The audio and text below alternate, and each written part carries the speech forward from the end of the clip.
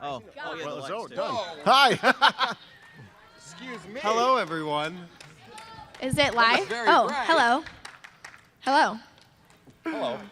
Hi. I'm going to do this the whole time, so we have to be uncomfortably close. Hello. Hello. Thank you guys for coming to our panel. How many of you guys have seen a Mindcrack charity live stream? Nice. Thank you guys so much for supporting. Do what? The Zelda-thon count. Yeah, that'll count. Sure, that Definitely, counts. for sure. So we wanted to have a panel where we were able to talk about kind of the reasoning why we do it, the methods in which we use to plan all of our live streams, and then take questions from you guys at the end. So while we're talking and answering different questions that we have kind of already preset, if you have any questions, keep them in your mind because we're going to do a 15-minute Q&A at the end. We'll introduce ourselves just in case there's anybody in the room who isn't familiar with who they are. We are, I guess. They, not me, just them. My name is Aurelian, and I'm a group member of Mindcrack. I also work for Twitch, and I help coordinate some of the various components of our Mindcrack live streams.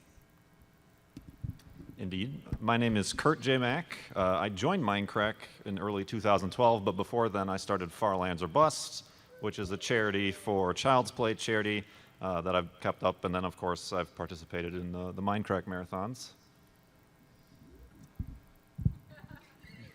Hi, my name is OMG Chad. And we are Chevit now. Can we take this off? I think so. I don't remember what we were talking about here. Oh yeah, I know. Yes. Wow. I am Matt, also known as Sevidus, and I do a lot of the organization along with these fine folks for the Mindcrack marathon. And the timer finally started. That was actually bugging me. Sorry. Yeah. Hi, I'm OMG Chad, and my claim to fame about all the charity stuff is I've, of course, helped with Mindcrack Marathon, especially with a lot of the technical camera work side, not the camera work side, but basically getting all the equipment. And then also with Game Changer Charity, I've been the main streamer for a few times on their charity UHCs where they partner with Twitch.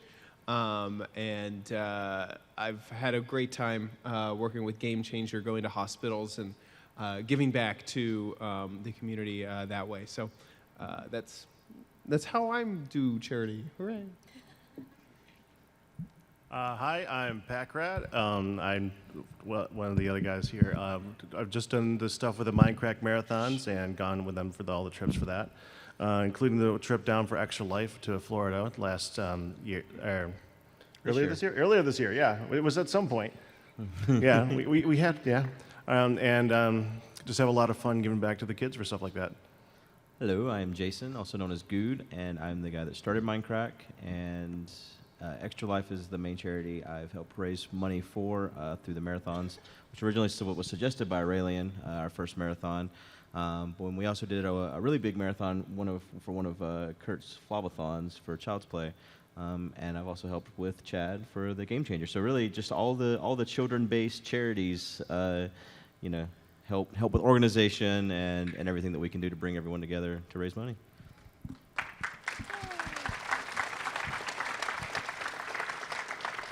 So Kurt, you were one of the kind of in Mindcrack, even as individuals, one of the first people that started the idea of doing a charitable stream, continuous series. What was the reasoning behind doing that? Like, how did you spark the idea of going like, I should do something and I should do it for charity?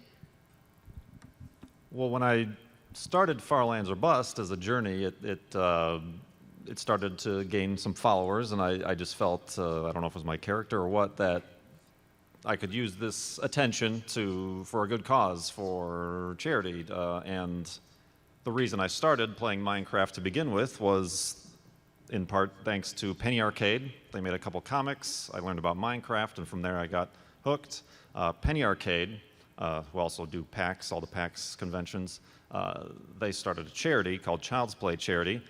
This charity gets toys, books, games to kids in hospitals around the world, and I found that to be a very neat connection to both the source of how I found out about Minecraft, and then we can use all this kind of notoriety from Farlands or Bust to then turn around and help Child's Play charity.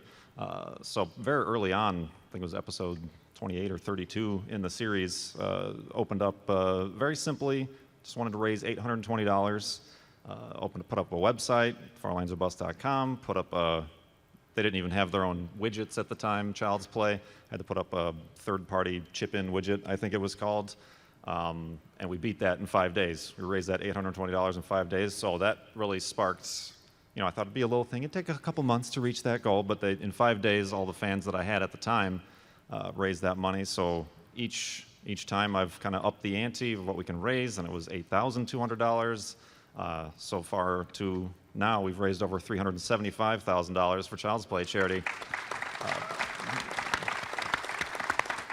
which always blows my mind because I started very humbly just saying, let's go for $820. That could be hard to get, but yeah, Farlands or Bust is very different than the Mindcrack Marathon, very different from Zeldathon, Desert Bus, all these other marathons that do live streams over a weekend or for a week, because I've taken a more slow approach, which really reflects the series, taking the slow approach, walking all the way to the Farlands. And I feel like that's differentiated the series, but also it's a little bit more my speed, more my personality, being a little bit more laid back and taking things easy. But I think it has really worked out, and then just expanded upon that with was it the first Mindcrack charity marathon that went to Farlands or Bust? Yes. Yeah. And from that, we got $100,000 over the first charity Mindcrack marathon that went to the Farlands or Bust goal, which then met that goal, which meant I would have a Flobathon.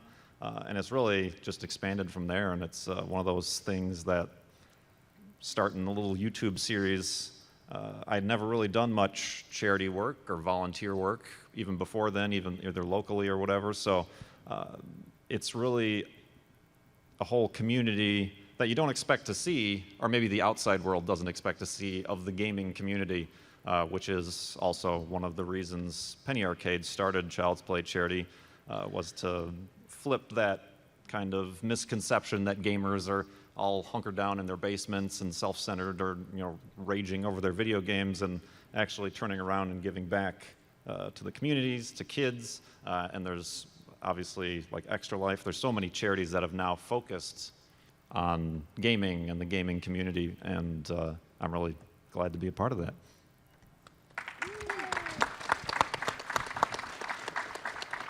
So good. The first one that we ever did went to Flob, right? That's correct. And since then, we've done multiple other charity live streams, marathons, things like that. But every year, it seems that we tend to do it a little bigger, a little better, and we always add something new. What's the process like when we're sitting down as a group and we're talking about what we did last year, other than just we want to raise more money? What do you think, what's the process that goes through your brain when you're like, how do we make this better? How do we give back more to the people who are donating? What does that look like? Right. Each time you do something like this, you learn a lot from the mistakes and also the things that go well. And for us, doing the first one for Farlands or Bust, we set up some servers and gave the community something for their. I think you're always trying to make people not only make it easy for them to give to charity, but also give them something in return. I know people always say, charity is about just giving and making sure that, that you're giving money to a good cause. But it's also nice for the people that are giving to the charity to feel like they're getting, something small out of it as well. So we've tried to always include the community that's giving a lot of money in with the whole event. The way we did that in the first Flobathon is we had a Minecraft server set up that they could join us on, and then the next year, whenever we did the first Minecraft marathon for Extra Life, we did something similar where we had some servers set up that people could play with us, and they could use their money to kind of vote on some of the things that we were doing.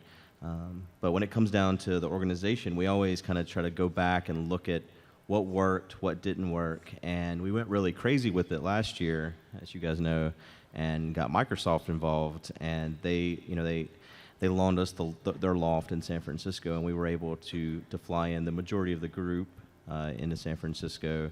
And the planning for that went from how are we going to organize 24 hours for charity from us all being at home to how are we going to all get to one place and be live for 48 hours straight, fill all 48 hours of that with something that's not only entertaining, but stuff that's going to promote raising money for the charity. And how are we going to include the community in that as well? And I think that's one of the biggest struggles each time we go back to it is, okay, this is what we did last year. And honestly, last year was so fantastic. Doing exactly the same thing would be good, but we want to do it better. And so we started pretty much the moment we left last year trying to plan this year to make sure that this year's marathon was going to be even better, and that'll be happening in October.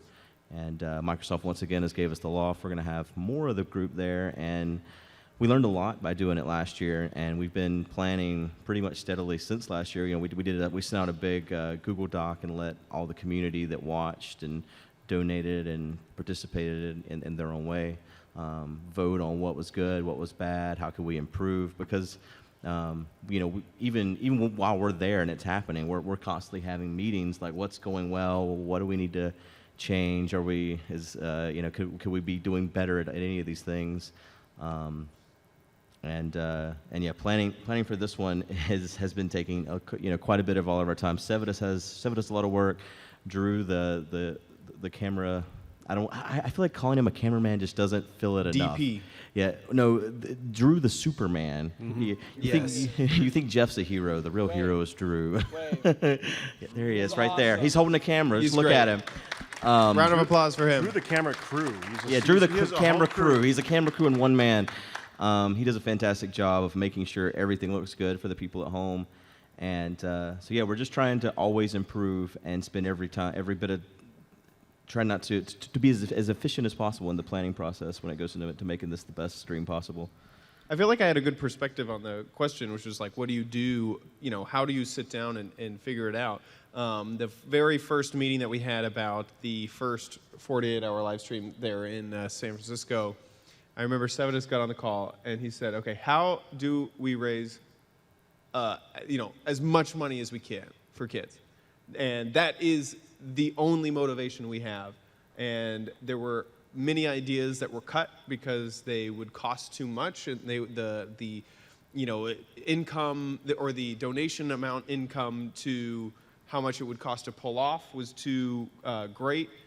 And using that as a temperature gauge, that was basically how we looked at almost every single aspect of the stream, which I thought was, which for some strange reason was kind of eye-opening. That it wasn't like, well, what do we want to do? It was, how are we going to raise the most money for the kids? Right. Like I think we learned that last year with the FIFA segment, for example. I hate to throw FIFA under the bus, but that it was a lot of fun playing it, but it doesn't lend itself towards raising money. That'd be a great stream for us to do as a group stream, but for the charity stream, it's something that probably needs to be cut because it's not a game that translates into community interaction towards raising money. Yeah, It's getting cut this year.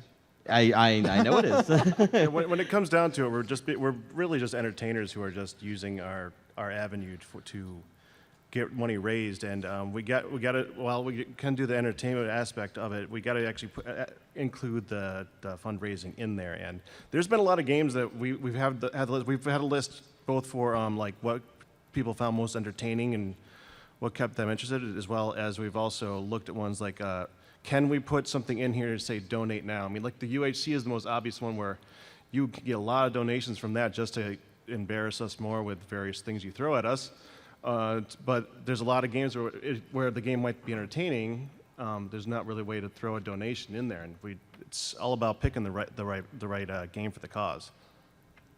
So Chad brought up a good point, and what a lot of people don't know is that we were really lucky last year in that we had Microsoft support to be able to have a studio. They gave us a lot of the technical equipment that we needed in order for us to stream, and a lot of the things that we had to do in order to put the event on, we had to rent computers, we had to do all of that stuff, costs thousands and thousands of dollars, and it is very expensive for us to be able to do that, and we obviously don't take any of that out of the donations. When you guys donate, it goes directly to the organization. So we have the task of being able to find companies to sponsor those various components, and how do we not only raise money for the organization, but how do we secure funds for us to be able to actually put on the logistics of the event? Sevidus, you work a lot with various companies for sponsorships and different things like that. What are some of the challenges, and is it difficult to sell a company on, well, we're not going to be doing much, it's just for charity though, and how do you do that? Like, what roadblocks do you hit, and how do you avoid those? Yeah, it's tough. I mean, companies are always, no company's going to say, I hate charity, because if for no other reason, they could hate it, that's fine. They're not going to say that, because that's bad PR, right? Yeah, I approach it very much from a business perspective, as Good was mentioning. Or that was Chad that was mentioning that, where I look at one of our segments, that maybe this hour that we're trying to fill, like, oh, we should do a skydiving segment. And it's like, okay, so how much money are we going to raise versus the thousands of dollars it takes to put someone in the sky? Plus the fact that I'd probably have to bribe a bunch of people to actually do it, because no one's going to jump out of an airplane, right? And so approaching it from the business perspective also allows us to focus on our company relationships. Every single person in Mindcrack has a lot of both business and personal relationships with people in positions at corporations that could, help us out. For example, the Microsoft Connect and all that kind of stuff.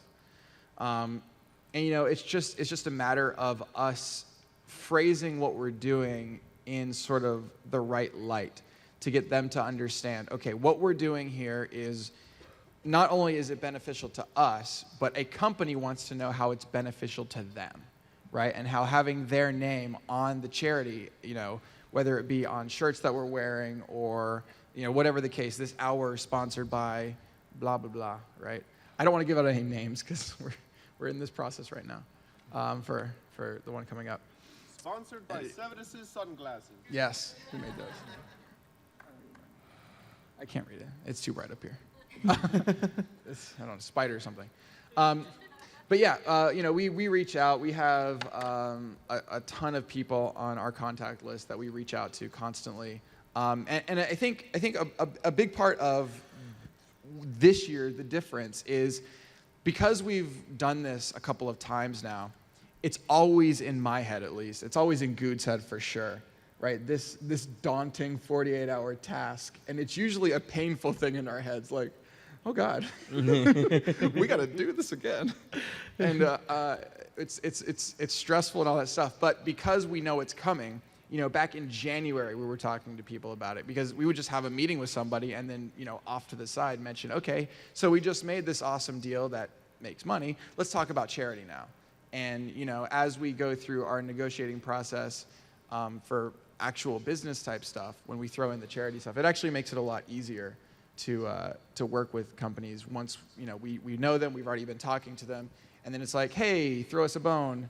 Why don't you donate a whole bunch of like $10,000 worth of stuff so that we can give it away during the marathon? That's a pretty effective way for us to actually get other companies involved. So then the second component of not only the logistics of getting sponsors and donations and prizes and all that stuff is actually putting on the production. And whether it's an in-home, where the first one that we ever did was just us all in our various own houses, like switching who was live streaming at the time, and that even takes production coordination. So anyone can chime in on this one, but what are some of the challenges? Do you prefer doing a huge in-person where we're like renting cameras and TriCasters and microphones? Do you prefer the ones that are in our own houses where we're all just there, but then we're transferring who's going to start streaming and what's going to go on? Like, what do you prefer? And then what are the biggest challenges in being able to decide what to do? So I'll let Chad take most of this one, because this is kind of what he does. Like, specifically talking about our 48-hour stream, it kind of works that Good and I are sort of seeing the overall sort of picture as to what's going on and actually scheduling everything and everybody and making sure everything's done. And then, of course, every member is contributing to how do we raise money and how do we maximize that amount of money. When it comes to the production side of things, we usually go like this. For a long time, my background was in podcasting and basically radio. And so I have a pretty good knowledge, and I was a producer, so I handled basically from concept to distribution of a product, when that product would be a podcast. So I have a pretty good understanding of basically when the light bounces off your skin, it'll hit a camera. That camera will go to somewhere. It has to be switched. Then it has to be encoded. Then it has to be processed. Then it has to be edited. Then it has to be sent out. So that was something that I tend to bring to the team when it comes to all the equipment. And it is amazing. I can't tell you how many times I've had panic attacks over the equipment list for one of these things because every single aspect needs to be cataloged, found somewhere. I don't think... Every little cable. Every cable. There are so many freaking cables used in one of these productions. And so this year, in the past, we got it from about 4 different sources because once again, you're asking a company for a donation. You're asking, and many will not say, that would wipe out our entire warehouse for you to take it for a weekend. So we grab it piecemeal from location to location. What was the question? I don't even remember. How do you deal with it? I mean, yeah. Oh, what do I prefer? I think it's hard because I definitely feel like there is a value add to us all being in person, being able to, if you're going to pie someone in the face, that's pretty freaking hilarious, and that will get donations, and that's what it's all about. Yeah, it's hard to do that digitally. It's hard to do that digitally, or it'd be like, well, I'm going to pie myself in the face, So the 2 different options are, in person, or everyone is at their house, at their own desk, doing their own thing, and you just kind of stop streaming, someone else picks it up. I guess that I would prefer the in-person from a concept point of view, but definitely from a organization point of view, the remote is so much easier and a lot less stressful. But it's all for the kids, and so any time sunk in, any stress, it's going to come back 10, 20, 100,000 fold, and so it's worth it in the end. So you have the idea to have a live stream or a marathon or an event to raise money for charity. You figure out how you're going to get the donations. You figure out the production standpoint. If you backtrack 2 steps, you have to figure out where the money is going to go, right? What charity that money is going to benefit. And with so many different charities that are all deserving and they're all great organizations with wonderful causes, how do you start to pick one? Like, what is we get asked a lot in Mindcrack specifically. We donate to Extra Life, and we will have people say like, well, they don't have a hospital in my area. Why can't you pick a different thing? Or why aren't you working with XYZ other charity? So what does that look like when we're having the discussions behind the scenes, or even if you're doing it on your own when you started Firelands or Bust? How did you decide this is the charity that I'm going to spend my time, my effort, and I'm going to give potentially hundreds of thousands of dollars to over another one? I think that's always been a hard thing for us to decide because within the group there's people that are, Kurt with Child's Play, Chad works more with Game Changer, and I've been working with Extra Life and as well as you. And I think I don't think any of us prefer one over the other either. I don't think it's something like that where it's like, these people. It's not a competition. Exactly. And if you look at MC Gamer, even though he's not here, Zeldathon always rotates where its charity goes. So I guess in his case, he is doing a better job of rotating where the money's going. I think what it kind of feels like as an organization is that we're hitting a lot of the different boundaries where with Kurt working with Child's Play and Chad working with Game Changer and us working with Extra Life, we're kind of hitting a little bit of everything. And even though the main marathon may not be focused on a different charity each time, we all support the different events. Like whenever Game Changer has an event, Mindcrack all comes together and tries to help with the UHC, or all of us are supportive with Kurt's Farlands or Bust. So I think we kind of feel like we're doing a good job. And charity is one of those hard things too, where you feel, at least I feel like I need to do a lot of research before I'm going to put but before I'm going to back any certain charity, you want to know where that money's going, and you want to really feel like the people that are running the organization are making sure the money is going a good place, their overhead is not excessive, and those sort of things. And once you kind of establish that, and you know that it's a good company, it's kind of hard to switch as well, because you've already established that these are reputable people, and you've seen where the money goes. Going down to Orlando for the Extra Life United and getting to meet the kids and all that sort of stuff really kind of resonates with with what you've done and where that money's gone. I would say, if you're looking casually, just you in the audience or at home, charitynavigator.org is a great resource. If you don't want to spend hours researching a charity, charitynavigator.org is a great resource. They break things down pretty quickly and easily in a few graphs. The other thing is definitely reputability is with Child's Play. No, with Extra Life. Sometimes it's hard to remember exactly. There's 3 of them. With Extra Life, they support the Children's Miracle Network of hospitals. So that's a really reputable charity. It's been around for a long time. There's a lot of very large businesses behind it. So that one right off the bat, I was kind of like, yeah, I get this. With Game Changer, it's been fantastic to really be at the heart. I know Jim, the CEO. I know Jake, who runs almost everything behind the scenes. It's been great to know that charity on a very, very personal level, and then to also take a hand in when they give back and see where the money goes. And most charities will have a gala or something like that. I had the opportunity to go to their gala and hear the stories of the families that were affected, and it's life-changing. It is absolutely, in every sense of the word, life-changing. And then it also, of course, confirms, what I was always hoping, that the money is going to the right place and to the right corporation. I will say that now there are so many more choices, specifically in the gaming community. There's Child's Play, there's Extra Life, there's Game Changer, St. Jude, there's Take This, and UNICEF. All these able gamers, yes, thank you. And they... Should we keep going? Yeah. Hey, don't forget Block by Block. It was in the opening ceremony. Let's pull up Charity Navigator and look through them all. But yeah, certainly it's even, in our case, since we've done some charity stuff, we even have charities approaching us because they see the support in the community that we draw. Certainly, me by myself, when I was starting Far Lands or Bust, I was having to make this choice myself and looking up these third-party apps that I can track the donations.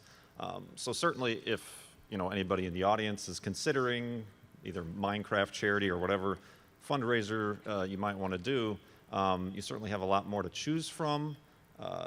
And you might not say, like we have charities coming to us. You have to do the research yourself, Charity Navigator. But it is helpful to reach out. All of these, these are all nonprofit organizations. They want help. They want people out there to do fundraisers. And sure, a big 48-hour charity marathon with Mindcrack will raise however many hundreds of thousands, $250,000. Far Lands or Bust, the first season, raising $8,000 is just, I got just as much attention from Child's Play as the bigger Mario marathons and Desert Bus people did, just because the people working in all these organizations are really driven by the communities who raise money for their organizations, and it's a big cyclical relationship that comes out of that. And as you do more, and as more and more of these fundraisers happen, we're going to see more and more charities and causes that are going to find the gaming community to be a very helpful community for what they're trying to do. I think on top of that, if you feel passionate about something and there isn't a charity specifically, targeting gamers, there are other charities out there that might not target gamers but are still worthwhile. I work closely with Charity Water and Animal Welfare Institute and a bunch of other, like Planetary Society, a bunch of organizations that have not in any way, shape, or form activated the gamer vertical. Wow, I'm using a lot. Have tried to get gamers to donate to them, And by starting to work towards them and by starting to raise money for them, they're starting to see, oh my gosh, this is actually a thing. And now they're reaching out, trying to work out, okay, how do we even get this entire culture of people, this massive amount of people, millennials and whatnot, to support these other causes too. So it's not like you have to go support a gaming cause, right? There's so many other causes out there as well.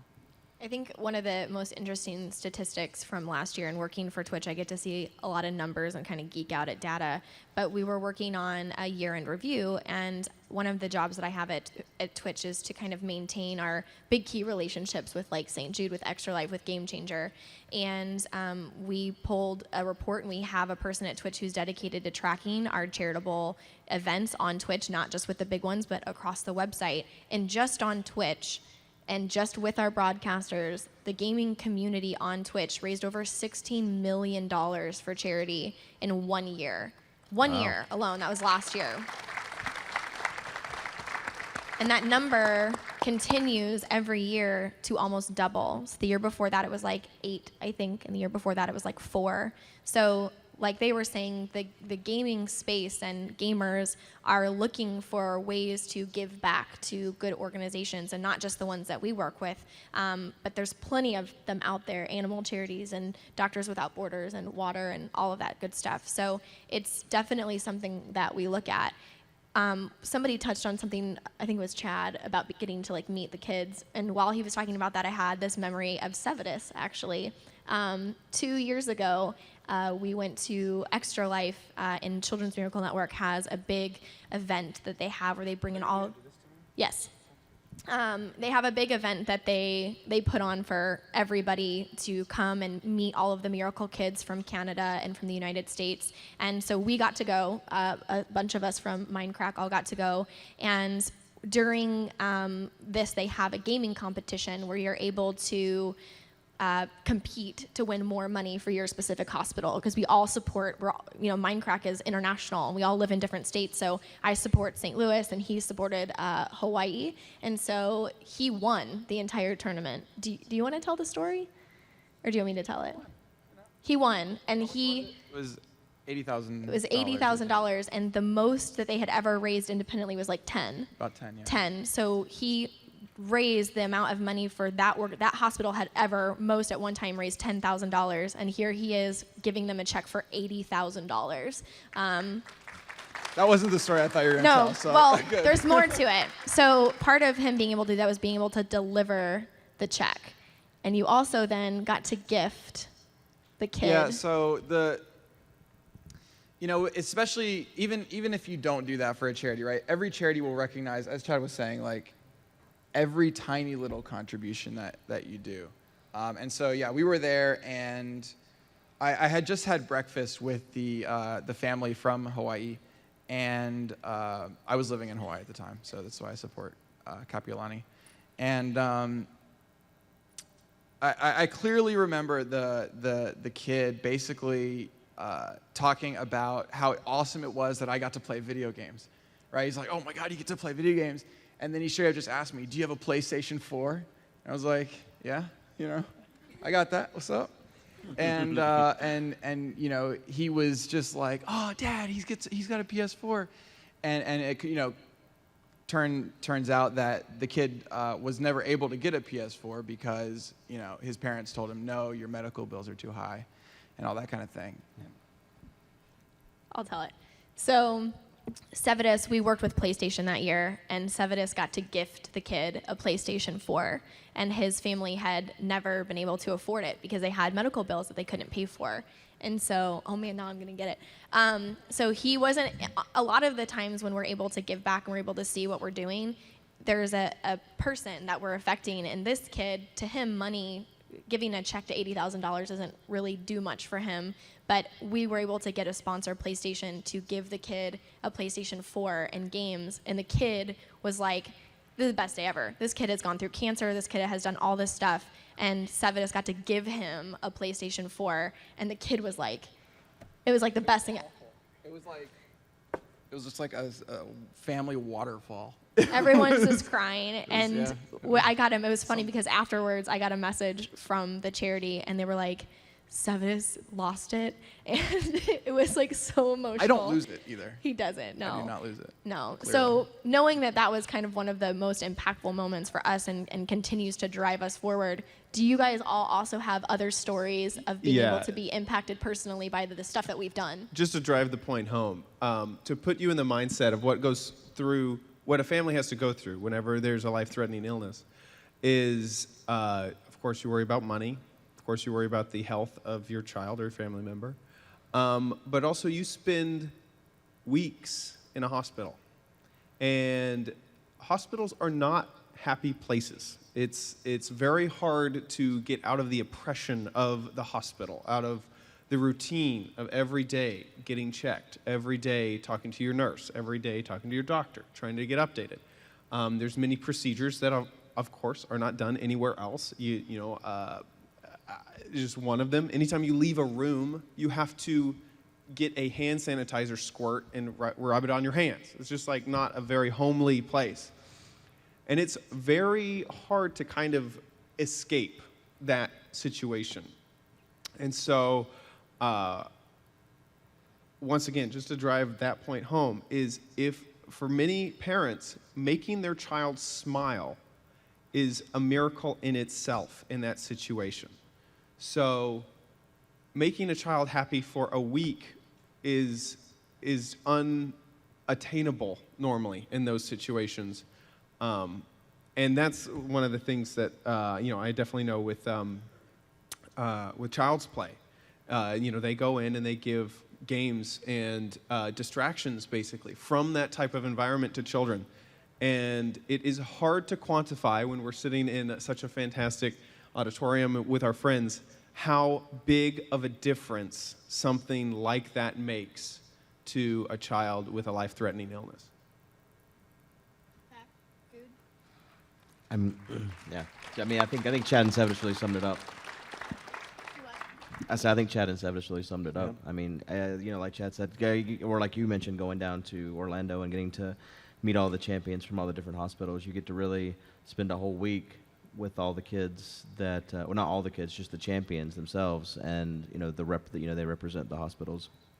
But yeah, like Chad said, spending time in a hospital, like I went through that. I mean, it wasn't a kid, but I was a kid when my dad had cancer, and spending over a year every day, going to the hospital, and it's a really crappy environment. And knowing that, it's got to be way worse for a kid. And as a parent, I know that if my daughter was, her life was threatened like that, and having to go through that, it would be, I can't imagine what it's like. And so everything that we do to help them ease that in any way is really important.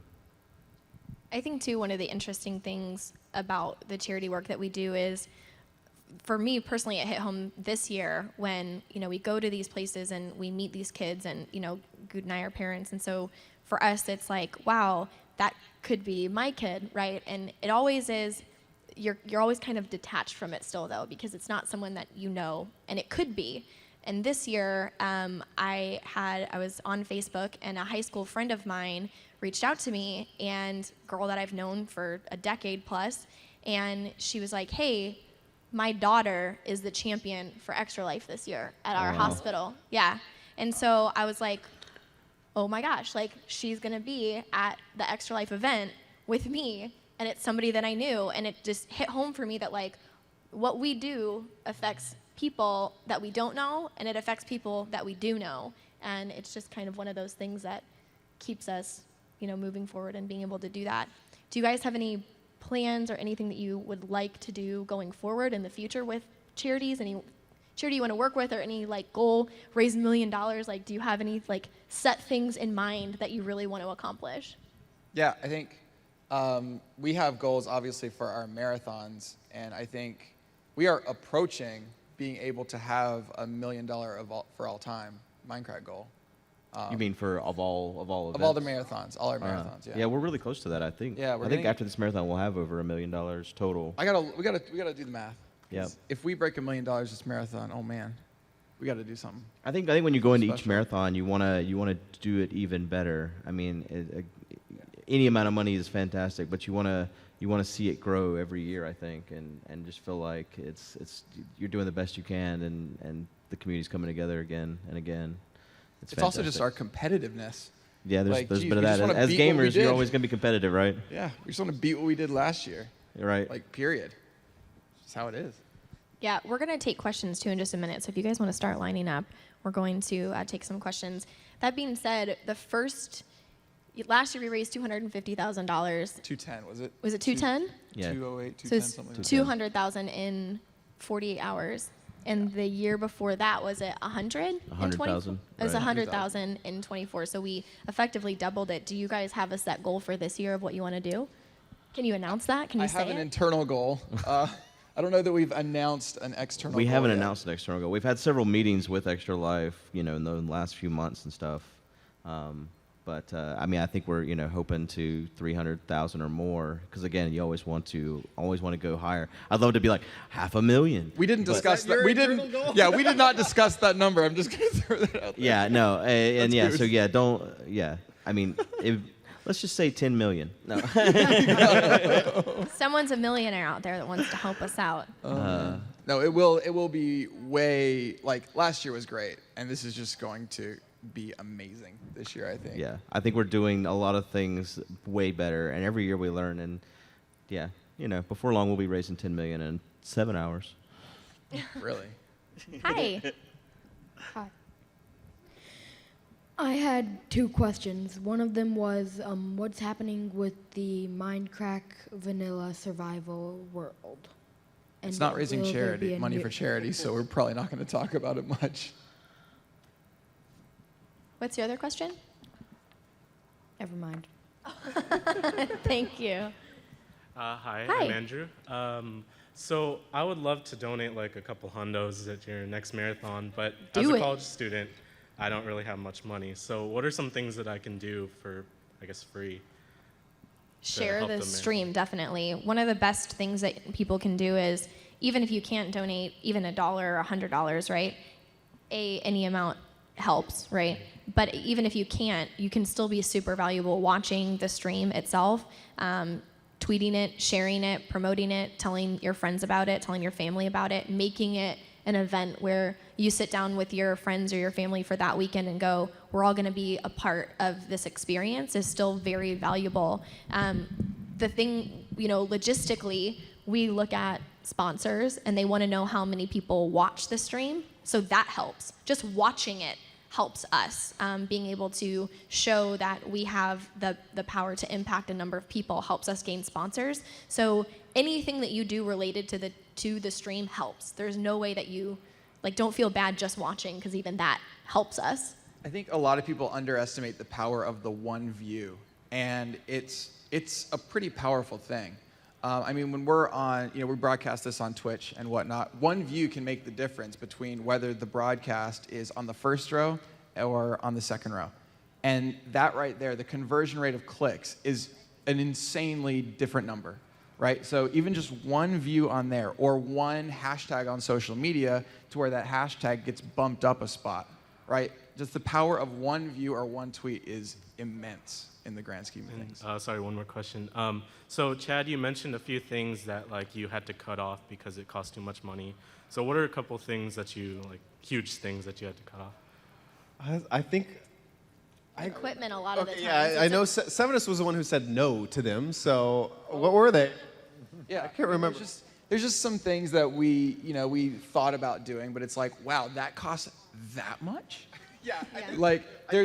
Sorry. We tried to set up a mini golf segment that involved raising money for because we've been playing golf with friends. That's what Minecrack's about now, and so we've tried to raise figure out a way to logistically bring that in, and the amount of equipment and stuff, and the rental fees and permits and stuff that would have made that possible.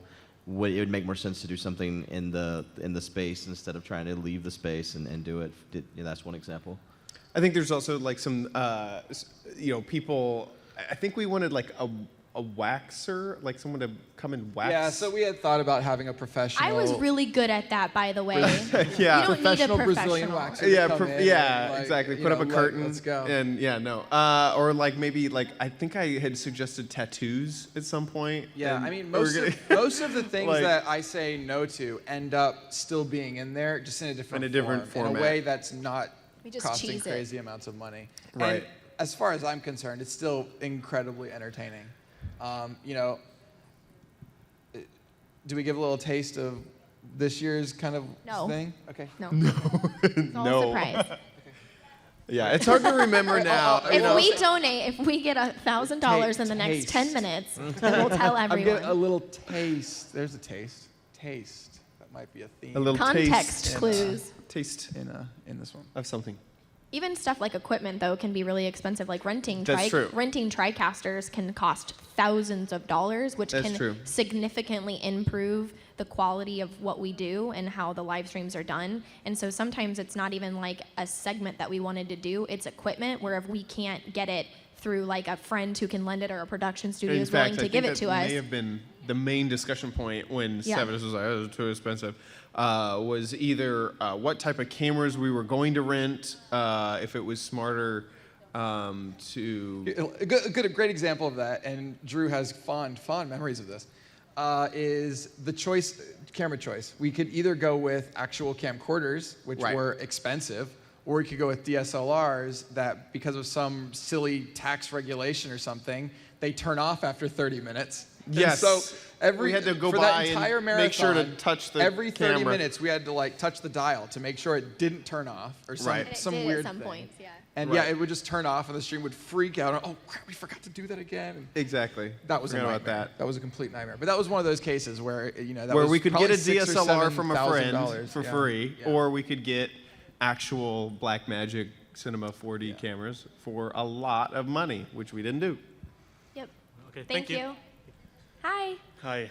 The question I had was, have there been any charities that have thrown acts, like the proverbial wrench in the works, like they don't want to be associated, or it's just like, yeah, no, we're not going to do this? Has there ever been any charities that said no? That say no to us raising money for them? Like some charity? Yeah, so there have been, there were, I think there's been content. there was content. So we had a sponsor, a potential sponsor last year who wanted to sponsor specific segments, and they would not give us money if we did it during certain games. They said, we will not give you money unless, and they even got specific with like people, like it has to be certain people and it has to be certain kinds of content because of, and that wasn't a charity, but that was a brand that they said, we want to help you, but in order for it to reflect properly on our brand, you have to follow X, Y, and Z, like certain things. That's just business, though. That's really business. Most charities aren't going to go, no, don't raise us money. And most of the things that they would say no to would get us banned on Twitch anyway, so we don't risk that. We tend to stay away from things that are bannable offenses sometimes. Sevidus skirts the line. It's a In broad. before It's a, band? it's a broad line I kind of step onto. You lay on it. Okay. And then roll. It's fine. Yeah. You twerk on it. Thank you. Thank you.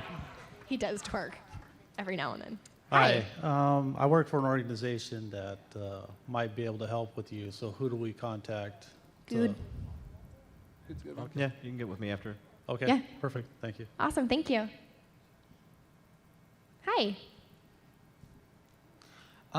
So the 2015 marathon, a highlight of it was the blindfolded Lego building. I'm so glad you brought that up. Go on. Does it raise way more attention than video games does? Yeah, it does. Live physical games. This is something that I literally just stumbled across it. So I was basically one night, late at night, I think I was talking to Paz or something on Skype. And I was like, oh, let's just play Lego, lol. And I've done Lego streams before on my own personal broadcasts. I wasn't doing it for charity or anything. I was just building Legos. And it's this weird Legos, just to trigger everybody. Legos. That's the trigger right there. Anyways, I was building Lego, and it's this weird phenomena where the viewer count, as soon as I started building, just kept going up. And I'm like, I'm building Lego. I'm following these instructions, and I'm putting these pieces together. I'm enjoying myself, but why are you watching this, right? And it's just, it's this weird phenomenon. And so I was like, how can I take this concept and make it make a lot of money? And so I came up with this concept of somebody read me the stuff, read me the directions while I'm blindfolded and can only feel the colors and feel the shapes and all these sorts of things. And you know, I was thinking about who that other person should be, and the only other person that sort of made sense to me who would be basically the exact opposite of me would be Seth, right? Like in this situation where he's super, you know, he prides himself on having these really descriptive things, and then I'll come back and say, it feels like a caterpillar, you know, and smelling the colors and things like that. And it turned into this segment that really, really just worked and resonated. And I think a lot of that's because we have a lot of fun with it. And this is a great example, actually, though, of how we change things sometimes without telling me. Yeah, in the middle of a marathon. Right. There wasn't bugs and air horns and all those things planned, but no, they definitely people were not. donated for them instead to of raise money. We threw that in, and it worked out really well. So this year's going to be He didn't know it either, even better. No, he did not know that was going to happen. Right. It was so bad. It was the worst. Like, imagine this: you're blindfolded and you trust somebody. Okay, you That's your trust, first mistake. You trusted us. You trust your best friends to have your back. You're raising money for charity. It's going great. And then, Good, I don't even know how you told the stream. You said something like, in chat. Yeah. "Oh, you just typed it." Yeah. You said like, "Oh, for $500, We could have just held up a sign in front of the camera. For $500, we'll put a bug in front of Sevidus." They came up with it actually. I didn't know that. We have one viewer who really just loves to hurt us, and she is amazing and super generous. And so she would say things like, "Can I make him pee his pants for like $40?" And we were like, "Ooh, how do we do that?" And then someone in the chat was like, "Get an air horn," and we were like, That was yes. the worst. That was actually worse than Yes. it wasn't worse than the bugs, but that was bad. It was so Like- what we did to him is she donated, and then I think other people then did it like subsequent donations for us to just randomly come up right behind him and blow an air horn while he was blindfolded. It was I the had best. no idea. And that then was for the coming. rest of he would hear someone behind him and be like, "Why are they behind me? What is this?" And so the chat just like ate it up and they loved it. And so then somebody else had the idea, if I give like, it was like a couple $100s or something, will you put a scorpion beetle in the Legos? And so it was great because we did it and his hand would hover like right around it and then not touch it. And so everyone was like on edge the entire time. And then he actually picked it up and he was like, "What is this?" And it's like all in his hand and he's touching it. And then he like realized, He's smelling it. He's he like, I don't know. realized what it was and just lost his mind. Can I He just was say- like, "This is not okay."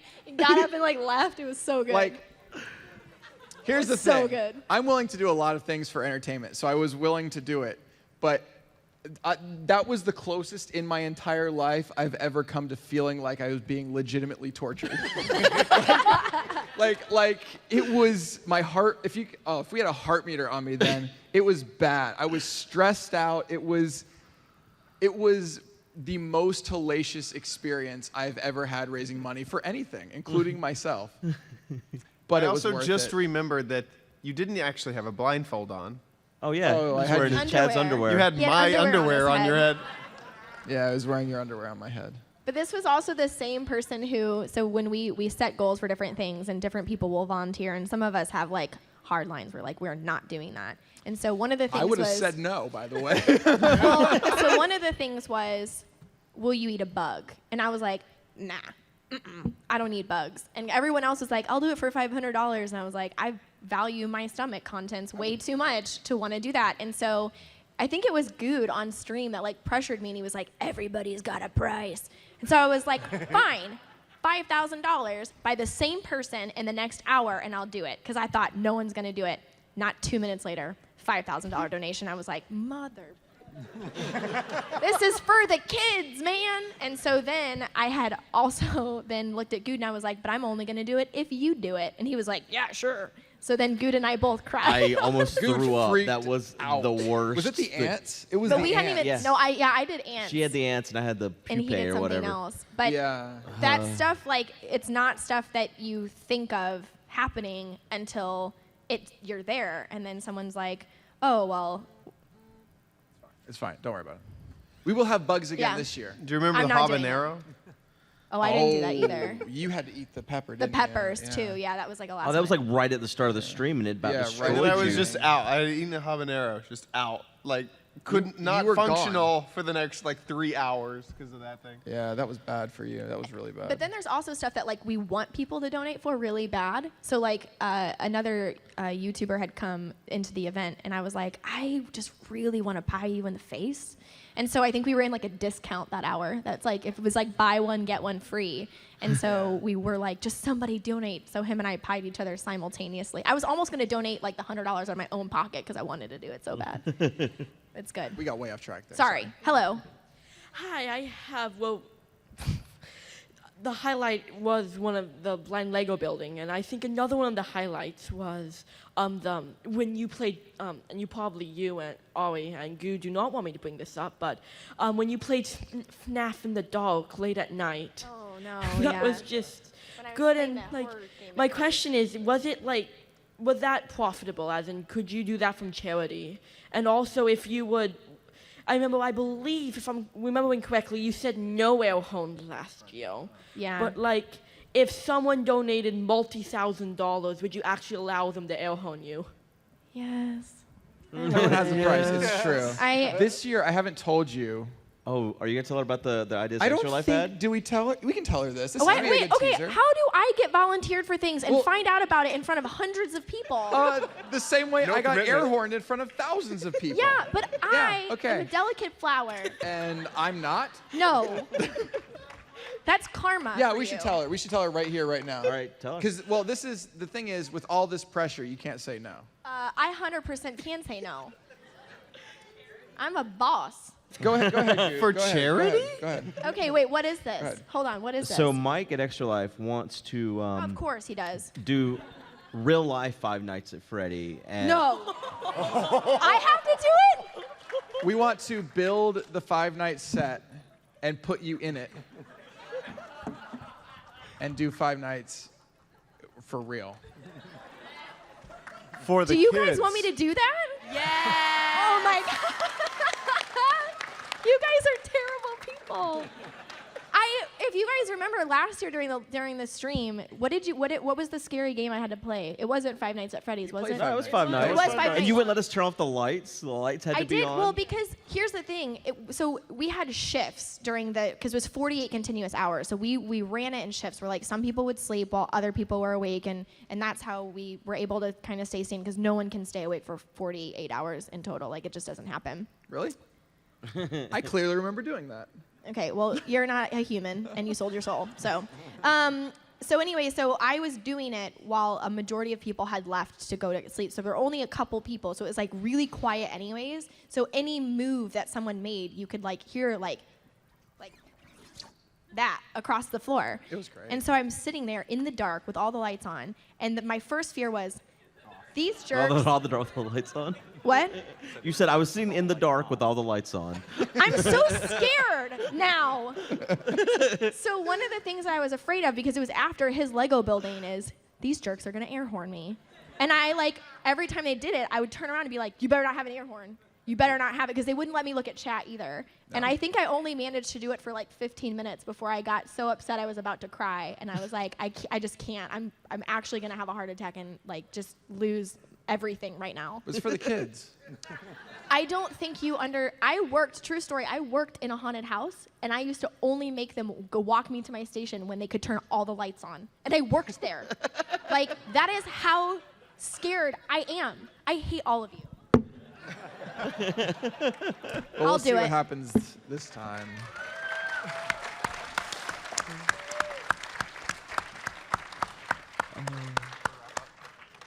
Yeah, sorry, we're gonna wrap up. I'm so angry right now. It's for the kids. There better be a donation goal. Oh, that will be an incentive goal. Absolutely. It better be high.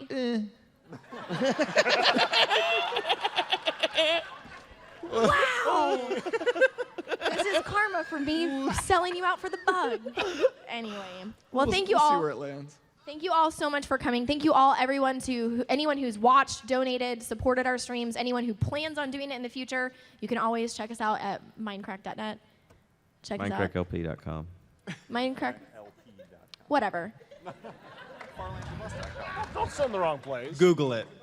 Just Google Farlandsorbust.com. it. Yeah, farlandsorbust.com. See where we're at, see where we're going. Join us for our charity stream. Thank you guys so much for coming and join Minecon.